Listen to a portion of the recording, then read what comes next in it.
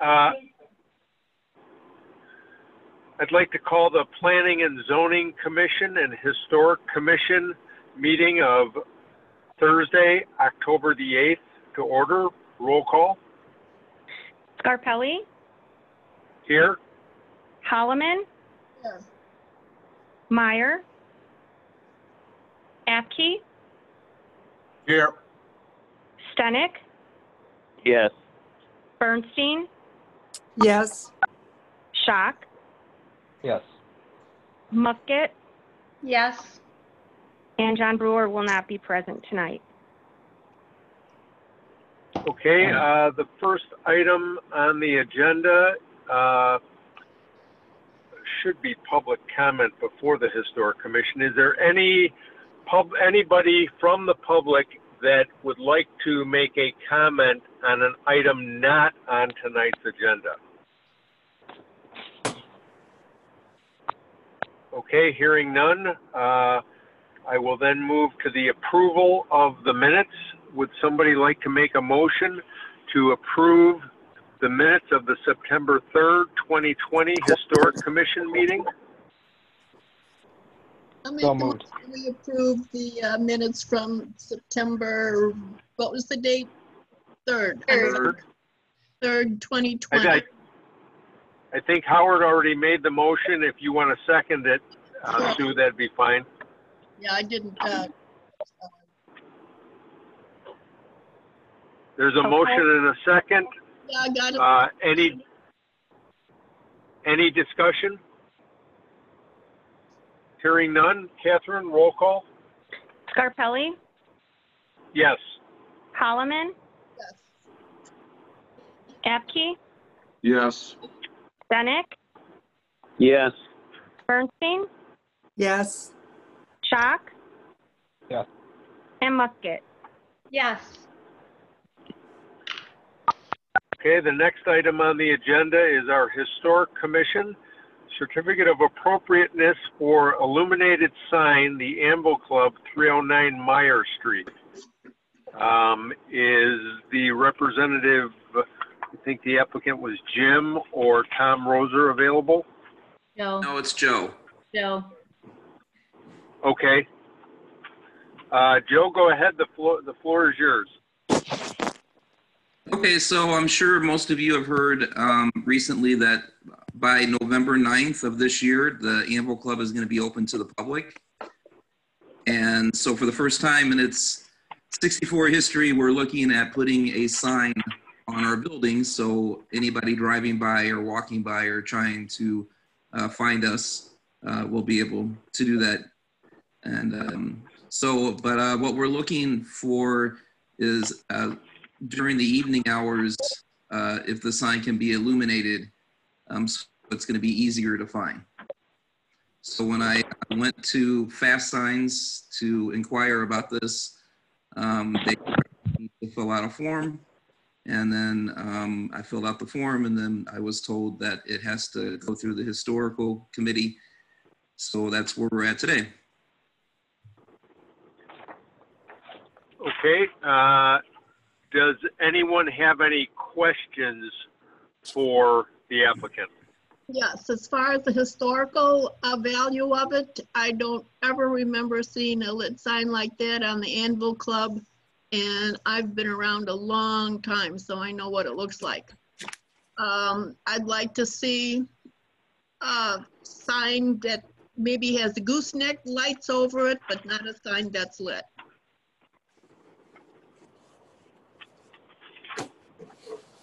And any other questions? Joe, I have a question. So is there, and it's unfortunate that we can't all be together and you'd be able to show us an example, but is there, and I understand this is a relatively new type of sign from the memo that staff gave us. Is there a sign like this anywhere that you can tell us, like the building that's on Washington Avenue in Carpentersville that I think Tom Roser owns? that Rob Gorman runs the banquet facility out of, the bricks. Is it anything like that sign where it's individual letters and they're rear lit? Yes, that's what we're looking at. So, okay, Sue, have you seen that sign? Oh, no, I haven't. I have avoided that area because of the construction and stuff. If I got in the packet in time, I could have probably gone down there and looked, and even the color of the sign, the red, I don't care for that. I think something that's more compatible with the color of the building, and then maybe the lettering in a nice rich gold. So Joe, I guess the red coloring, is that going to be some type of a sheet good that's attached to the building, or is that going to be the horizontal siding painted that color? Well, I think what I submitted was more of an indication of the size and not necessarily the color. The color is going to be more, the lettering is going to be more black. And then behind it will be the kind of, the bricks building, it's a little bit of a, I don't know what color, like a light blue behind. Well, the bricks building is the brick that Tom Roser uses on all of his buildings, that kind of yellowish common brick, and the brick signage appears to me to be black letters, whereas your letters are going to be a brushed aluminum. Yes, I believe it's going to be more like that. Yes. And then the lighting, Sue, for your information, not being familiar with the bricks, it's like a soft light. Are you looking at a white light or a colored light, Joe? Most likely, I'm going to go probably with a white light. Okay. So yeah, it's a soft white light that comes out from behind. I've seen them where they use different colors, like a pink or different colors, but I've also seen them in white. So, and Sue, I know that you're at a disadvantage not being familiar with the signage. I can tell you that it's very tastefully done, from my opinion. So Joe, you're gonna leave the color of the building the same. It's just these letters will be attached, and they will look brushed aluminum to black during the day, and then at night you won't see the brushed aluminum color. It'll look more like a black letter at night. Right, with maybe a faint, the faint white glow behind it. For a little bit more information, it's going to say the Amble Club, and then kind of a tagline underneath it: fine dining since 1956. I'm sorry, prime steaks and seafood since 1956. Okay, and will the Amble be on there as well? Yes. Okay. But it's not going to be red. Googling now, trying to see if there's a picture of the bricks building at night with their sign.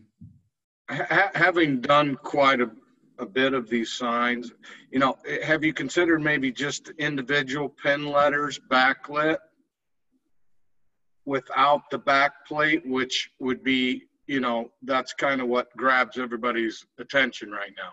If you switched over to like an individual letter, pin letter with the silver metallic that you're proposing, I don't think it would be so standoutish, but it'd still get your sign. Hey, just a thought, that's all. Yeah, to be honest with you, this is the first time I've had to look into putting a sign on a building. So, with fast signs, we're still wrapping our heads around exactly what it's going to look like. But before we wanted to go any further, we wanted to make sure that, you know, are we going to be able to have it illuminated? Because if we can't, then we have to look at, you know, other options on how we're going to light it up. What about the font on it? Do we have anything with the old font that we could copy? The script that was on the old signs? Well, yeah, we try to stay uniform with everything we do with the club and use the same fonts, the lettering, and all that. So I'm assuming, yes, that we're going to be using the same font that you would see if you looked at our front door where it has the Amble Club, or on our menus, or any of the information packets that we have. We try to stay uniform there. Right. Joe, now you're saying that you're trying to make an illuminated sign. Are you familiar with, I mean, more towards the historic nature that there are like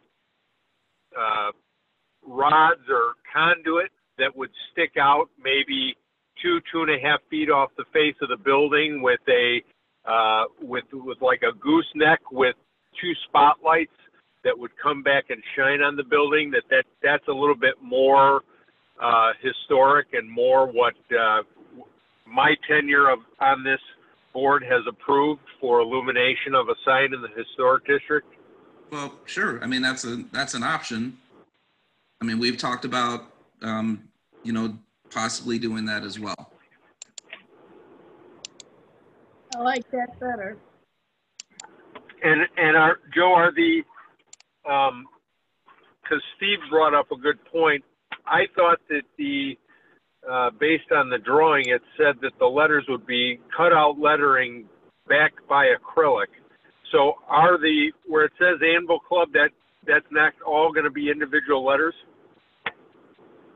Yeah, I believe the Amble Club is going to be individual letters and just a tagline. An Amble Club over the top, the Amble in the middle, and then underneath it, the tagline.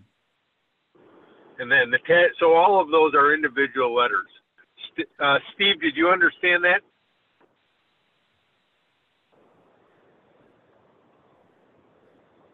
Steve, Sorry about that. But yeah, I've seen that both ways. What I was referring to is just to individual letters right off of the building itself. Right. So each one would be a standoff illuminated backlit.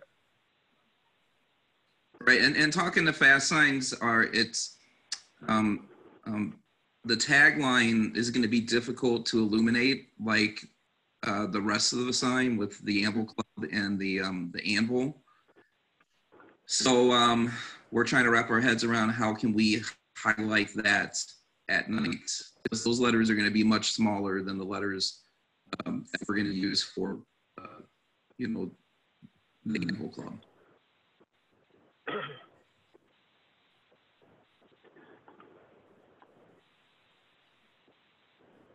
Okay. I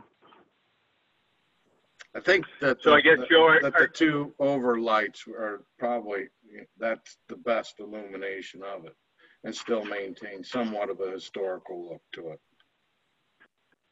And I'm sorry, Steve, you cut out a little bit because there. I see how those little letters on your tagline could be difficult in doing an individual format. Yeah, so Joe, I think what Steve is saying is that given the complexity of your small letters and then the big letters and the difficulty of lighting it, the best solution for lighting it would be with gooseneck lighting. Okay. Rather than the rear lit. Well, we've talked about that too as a Agreed. Okay, so if I can sum it up, do any other commissioners have any other comments? Yeah, I do. If we're looking at lettering, fine steaks and seafood, then we could just use fine dining. Fine dining means steaks and seafood. It would show up better. I would say this tagline at the bottom would be hard to read from across the street. Whereas fine dining could be made a little bit larger and more noticeable. Sure, you know, I like to focus on the fact that, you know, that there's a lot of history behind the Amble Club, and the fact that, you know, that we've been there for that long. So was kind of the reasoning behind making sure that, you know, a lot of people, because there's a lot of people that know about the Amble Club, but I would say there's a lot of people that in the area that have no idea still that we're there. So if they walk by, we want them, you know, to make sure they know exactly what we're about. Well, it's fine dining. I mean, fine dining, I think, you know, you're going to have steaks and seafood. It's not, you know, Denny's or anything. And you get more room, get more bang for your buck out of the visual on it. I disagree. I think that as a consumer and as a resident, listening to fellow residents and people in the area, the number one thing that I have heard that we need in this area in East and West Dundee is an establishment with steaks and seafood. So from my side, I think stating that is an important feature, because prime dining could be across the street at Aliano's. It could be at many other establishments. It doesn't really define exactly what the Amble Club has stood for all of these years. Yeah, I understand what you're saying. I'm just thinking we could make it could be more readable. Those letters look awful little, and that might just be my perception on the sheet I'm looking at. Maybe when the sign is up, it will be, you know, readable from a distance. Right, and you know, that's something that once, you know, our first step before we moved on this was to meet with you. We didn't want to get too far into it and then find out, okay, we can't do this. Now we're back to square one. So the first step was to meet with you, and then after today, it'll be, you know, going into the planning phase. And Susan, if once we, you know, get further along and we realize, wow, that is pretty small prints, those are pretty small letters, maybe that'll be hard for anyone to read. Unless you're standing, you know, directly in front of it, then maybe it's something we'll rethink.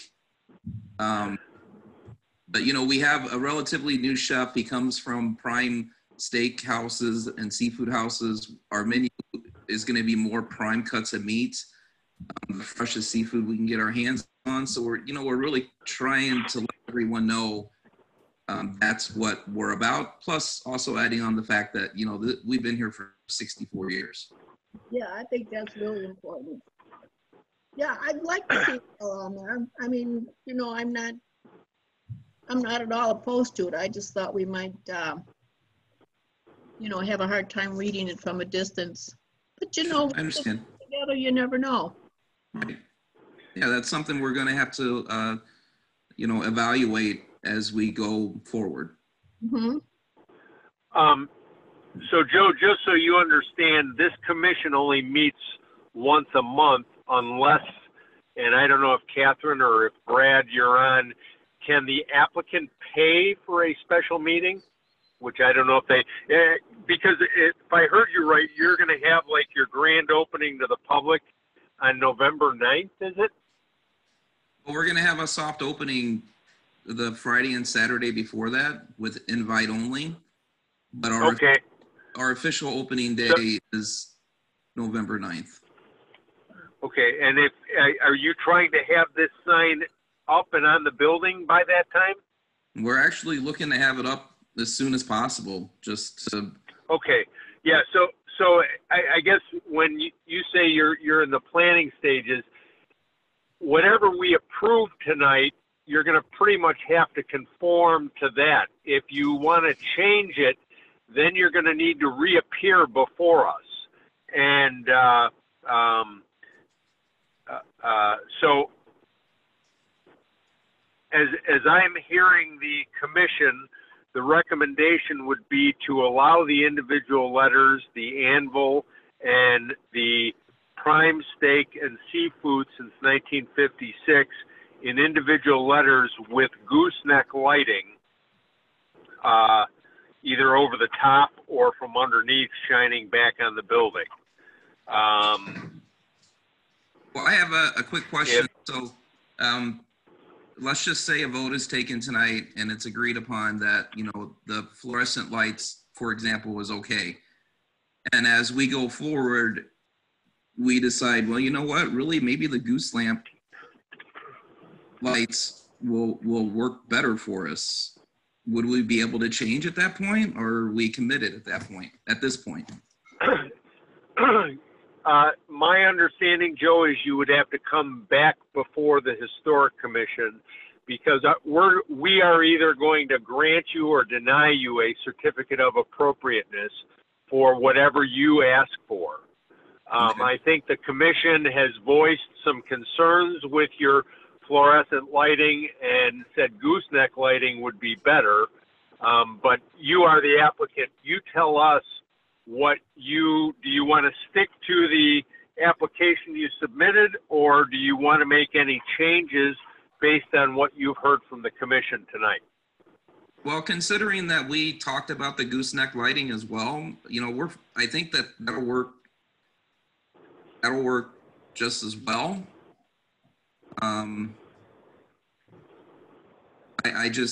don't know. There was a part of me at the beginning that thought it would be really cool to have the the fluorescent light to it.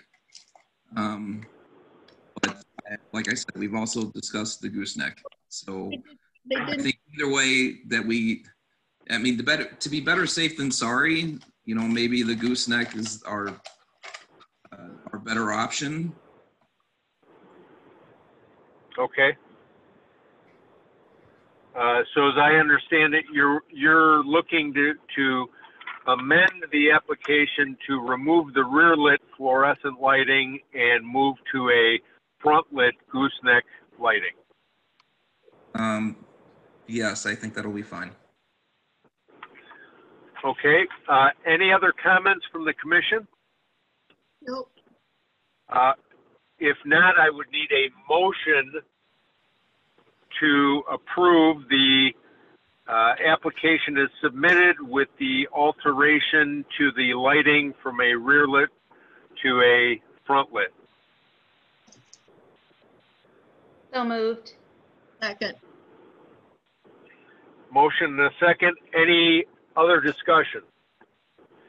Hearing none. Catherine, roll call.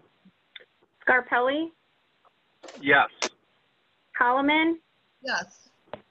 Abke, Yes.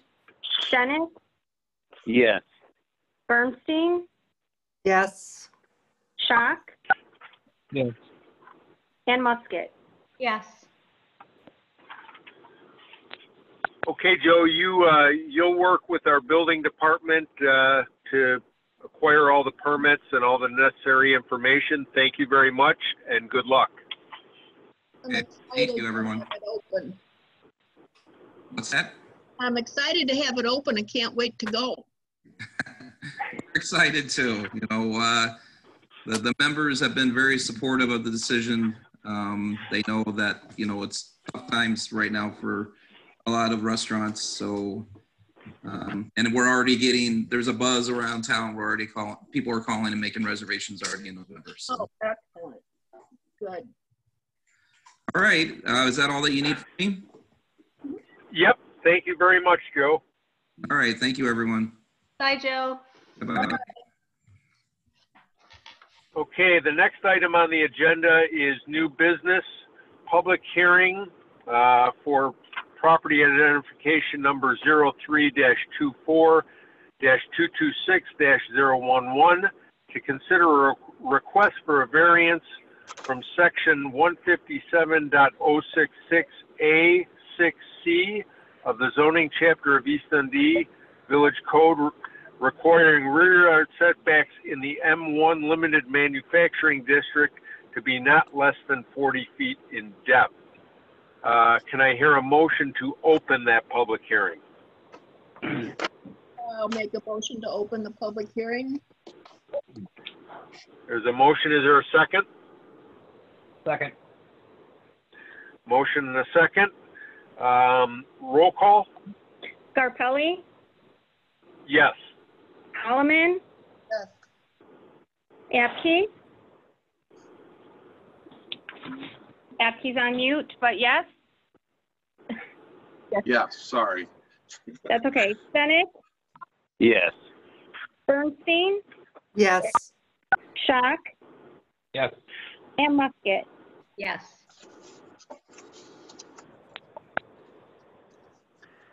Okay, is the applicant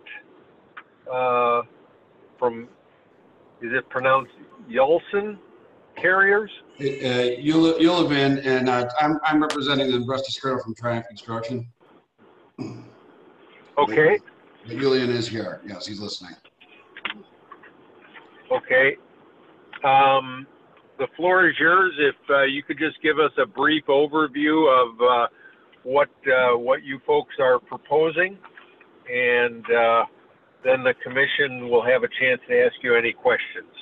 Sure thing. It's so what we're doing is it's a 25,000 square foot industrial warehouse slash logistics facility, and we're trying to comply with the setbacks that we've already had existing in that park for a very, very long time. Apparently, it just slipped through the cracks that they expired. I don't even think we knew that they expired. So we're just basically going back to where we were that conforms with the rest of the park. Okay. Are there any questions or comments from the commission? Frank, can I elaborate on that a little bit? Sure. Okay, so what he's referring to is when the park was originally developed and they were being built, the zoning there was called F factory and light industrial, and the rear setback at that time was 10 feet. That zoning, well, the annexation agreement for that park ran its course in 2001. So it was a 15-year annexation agreement, and at that point, the zoning was then mandated to be M1, which has this 40-foot setback. Because of the configuration of this lot with the water tower being cut out in that corner, it's a difficult thing to do on that southeast corner. So that is the first zoning variance that they're looking for. The second one is along Prairie Lake Road, where they want to shift their off-street parking into the front yard by 12 feet. And the reason they're looking to do that is because there's an easement on the west side, on the east side of the property, where there's an access road and a water main that runs to that water tower. And Public Works does not want them to build a parking lot over their water main because of the elevation changes that are involved there. There'd be about a 9-foot retaining wall to support that parking lot, and the water main would then be another 6 feet below that. So logistically, if anything ever happened at water main, it would be a real problem. So those are the two things that they're looking to get approved. Okay, thank you, Chris. If none of the commissioners have any comments, is there anyone from the public that has any comments? Okay, hearing none, I would entertain a motion to close the public hearing. I'll make a motion to close the public hearing. There's a motion. Is there a second? Second. Motion and a second. Roll call, Catherine?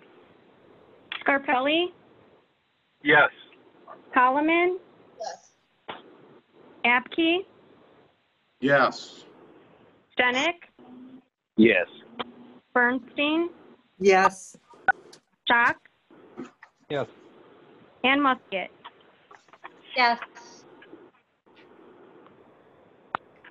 Okay, now I would entertain a motion to approve the variance from section 157.006A6C of the zoning chapter of the East Dundee Village Code as presented. So moved. Second. Motion and a second. Any further discussion? Hearing none, roll call. Scarpelli, Yes. Holloman, Yes. Apke, Yes. Stenick, Yes. Bernstein, Yes. Stock, Yes. and Musket. Yes. Okay, and now we have to approve the findings of fact. Has everyone on the commission had a chance to review or view the two-page front and back side of the Village of East Dundee findings of fact variance for 110 Prairie Lake Road? Yes. Yes. Okay, then I would need a motion to accept the findings of fact for variance number 1. I'll make a motion that we accept the findings of fact for motion number 1. There's a Second. motion, is there a second? Second. Motion and a second. Thank you, Regina. Roll call? Scarpelli, Yes. Holloman, Yes. Apke, Yes. Stenick, Yes. Bernstein, Yes. Stock, Yes. and Musket. Yes. Thank you. Now we need I need a motion to open the public hearing for property identification 0324226011 to consider a request for a variance from section 157.148 of the zoning chapter of East Dundee Village Code requiring off-street parking spaces not be located within the front yard. Is there a motion to that effect? So moved. Second. Motion and a second. Roll call? Scarpelli, Yes. Holloman, Yes. Apke, Yes. Stenick, Yes. Bernstein, Yes. Stock, Yes. and Musket. Yes. Okay. I don't know if the applicant needs to say anything further. Chris, in the last public hearing, you touched on this, but I guess if you could just reiterate what you said about the parking. Yeah, okay, the parking, what they're requesting is to have the parking in the front yard. So the parking lot would encroach 12 feet to the east towards Prairie Lake Road. And that then shifted the parking lot off that water main easement and that easement for the access road. Thank you, Chris. Does anyone from the commission have any comments or questions? Okay, hearing none, is there anyone from the public that has any questions or comments? Okay, hearing none, I would entertain a motion to close the public hearing. I'll make the motion to close the public hearing. There's a motion, is there a second? Second. Motion and a second. Thank you. Roll call, Catherine? Scarpelli, Yes. Holloman, Yes. Apke, Yes. Stenick, Yes. Bernstein, Yes. Stock, Yes. and Musket. Yes. Okay, now I would entertain a motion to approve the variance from section 157.148 of the zoning code, chapter of East Dundee Village Code, requiring off-street parking spaces located within the front yard. So moved. Second. There's a motion and a second. Any further discussion? Hearing none, Catherine, roll call. Scarpelli, Yes. Holloman, Yes. Apke, Yes. Stenick, Yes. Bernstein, Yes. Schock, Yes. and Musket. Yes. Thank you. And now we need to approve the findings of fact, the same findings of fact from the last public hearing, just identified by variance request number 2 on that sheet. If somebody would like to make a motion to approve the findings of fact as presented. So moved. There's a motion. Is there a second? Second. Motion and a second by Bernstein. Any discussion? Hearing none, Catherine, roll call, please. Scarpelli, Yes. Holloman, Yes. Apke, Yes.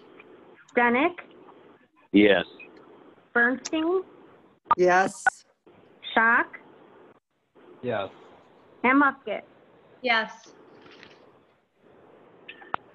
Thank you. Is there any other business, Catherine? We do Not not that. have any other. Okay. Anything from any of the commissioners? Okay. Do we know, will there be a meeting in November?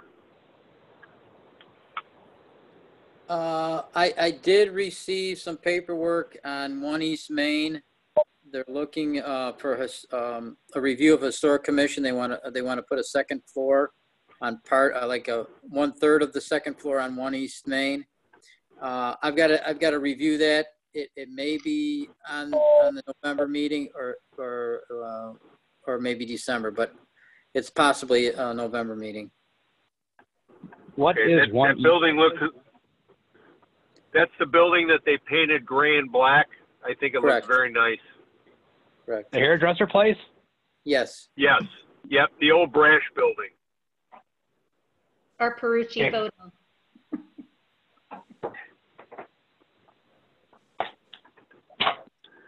Okay. If there's nothing else to come before the commission, I would entertain a motion to adjourn. So moved. Second.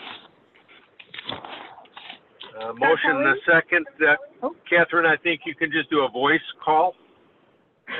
Okay, all in favor? Aye. Aye. Anyone opposed? Oh, Okay. Thank you. I would like to thank all the commission that attended this meeting. It was a special meeting, and I appreciate you guys going out of your way to help us keep these things moving forward. I really appreciate it. Thank you. Go Bears. Thank you, Chris. Bears. Thank you, guys. Appreciate it. You're welcome. Bye-bye. Thank you. Good night. Good night. Night. Good night. Good night. Good night, John Boy.